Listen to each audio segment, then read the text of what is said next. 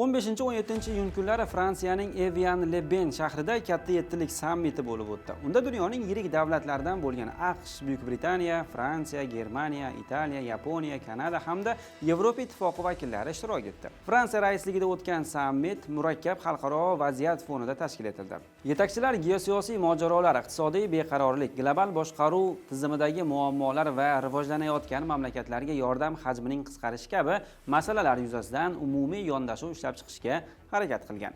Sammitga Braziliya, Misr, Hindiston, Keniya va Janubiy Koreya Respublikasi ham taklif etilgan. Fransiya ushbu davlatlar ishtiroki xalqaro hamkorlikni kengaytirish va yangi global yechimlarni ishlab chiqishga xizmat qilishini ta'kidlamoqda.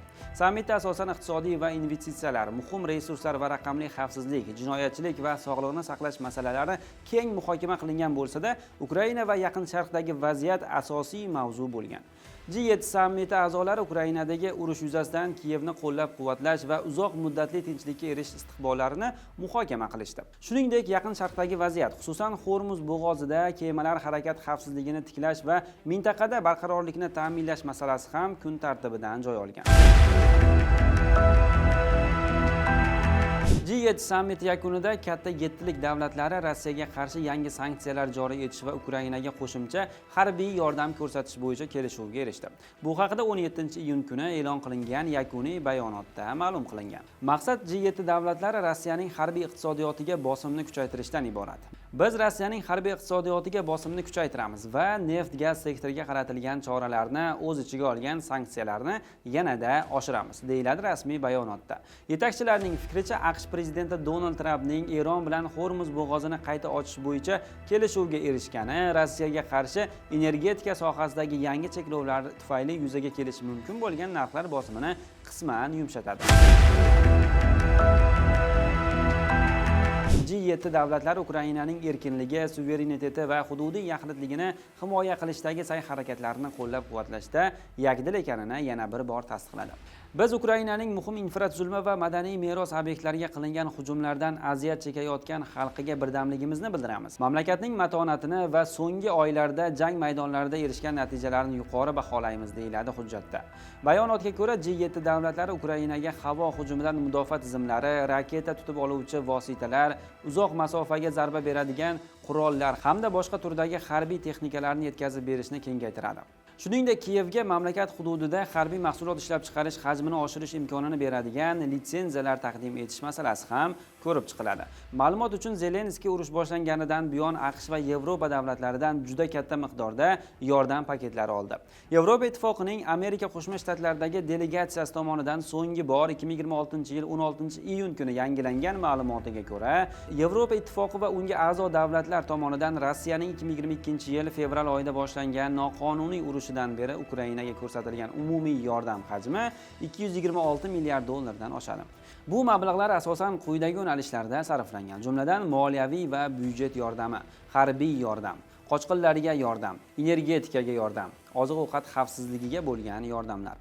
Ushbu mablag'larning umumiy taqsimotiga ko'ra 65% grantlar va natural yordam shakli, ya'ni qaytarilmaydigan yordam sifatida berilgan bo'lsa, qolgan 35% yuqori imtiyozli kreditlar ko'rinishida ajratilgan. Ayrim yo'nalishlar bo'yicha yordam formati aniq ko'rsatilgan. Xususan 2026-2027 yillar uchun mo'ljallangan 104 milliard dollar va G7 hamkorlari bilan birgalikda ajratilgan 50 milliard dollar kredit ekanligi to'g'ridan-to'g'ri qayd etilgan.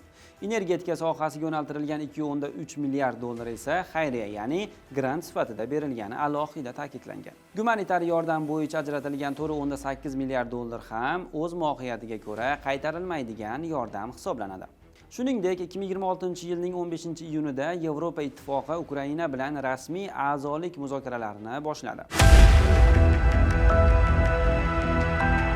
Uchrashuvda Yaqin Sharq bilan bog'liq vaziyatlar ham chuqur muhokamaga olingan. G7 yetakchilari AQSh va Eron o'rtasidagi Pokiston vositachiligida erishilgan uchrashuvni oqlashib, uni mintaqada xavfsizlikni mustahkamlash uchun tarixiy imkoniyat deb baholagan. Bayonotda Eronning yadroviy qurolga ega bo'lishining oldini olish hamda uning mintaqaviy va ballistik faoliyati bilan bog'liq tahdidlarga barham berish zarurligi qayd etilgan. Eron hech qachon yadroviy qurolga ega bo'lmasligi kerak, deyiladi G7 yetakchilari bayonotida. Shunday Shuningdek, sammit ishtirokchilari Livanda zudlik bilan mustahkam sulh o'rnatilishini qo'llab-quvvatlashini ma'lum qildi. Yetakchilar Livan hukumati tomonidan mamlakatdagi qurolli guruhlarni qurolsizlantirish va davlatning xavfsizlik sohasidagi nazoratini kuchaytirish bo'yicha sa'y-harakatlarini qo'llab-quvvatlashini bildirdi. G'azo bo'yicha esa gumanitar yordam va tiklash ishlarini jadallashtirish zarurligi qayd etildi. Bayonotda g'arbiy sohildagi zo'ravonliklarni to'xtatishga ham chaqiriq yangragan. Donald Tramp Isroil bosh vaziri Benyamin Netanyahuni Livandagi Hizbulloh guruhiga qarshi kurashda yumshoqroq yondashuvni qo'llab-quvvatlashi mumkinligini aytdi. Bu Trampning Eron bilan urush fonida o'zining yaqin ittifoqchisiga qaratgan navbatdagi ochiq tanqidlardan biri bo'ldi. Netanyahu va Tramp o'rtasida Isroilning Livandagi harbiy harakatlari yuzasidan bir necha bor kelishmovchiliklar yuzaga kelgan. Livanda harbiy harakatlarni to'xtatish Eronning AQSh bilan erishilgan vaqtinchalik kelishuv doirasidagi asosiy talablardan biri hisoblanadi. Fransiyada bo'lib o'tgan G7 sammit yakunida jurnalistlar bilan bo'lgan suhbatda Tramp Netanyahu haqida shunday dedi. Netanyahu yaxshi inson, lekin ba'zan haddan tashqari his-tuyg'uga berilib ketadi.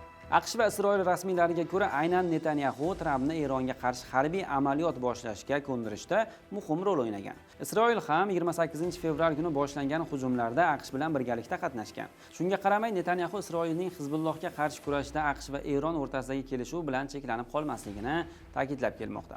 Biroq Trampning tanqidlaridan so'ng Livandagi vaziyat nisbatan tinchlangani qayd etilgan.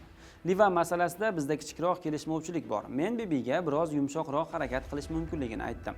Hizbullohga aloqador biror shaxs binoga kirgani uchun har safar butun binoni vayron qilish shart emas, degan Tramp Netanyahuning laqabini tilga olib. Ha, to'g'ri eshitdingiz. Bu yerda chindan ham Bibi deya Netanyahuga qarata aytilgan.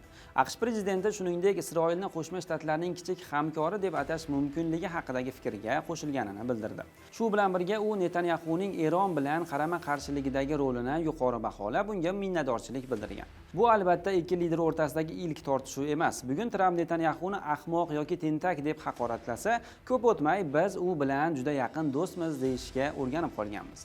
Xulosa qilib aytganda, G7 sammiti a'zolari Eron va AQSh sulhini qo'llab-quvvatlaydi. Tramp boshchiligida Yevropa rahbarlari Livanda yuz berayotgan xunrezliklarga o'zining tanqidiy fikrini bildirmoqda. Shu bilan birgalikda ayni kunlarda Rossiya bilan urush olib borayotgan Ukrainaga naqd 104 milliard dollar yordam paketi hozirlab qo'yilgan. Demakki, bu urush hali tugamaydi. Biz esa faqat faktlarni taqdim qilamiz. Xulosani esa o'zingizga qoldiramiz. Anhor uzda qoling va bizni kuzatishda davom eting.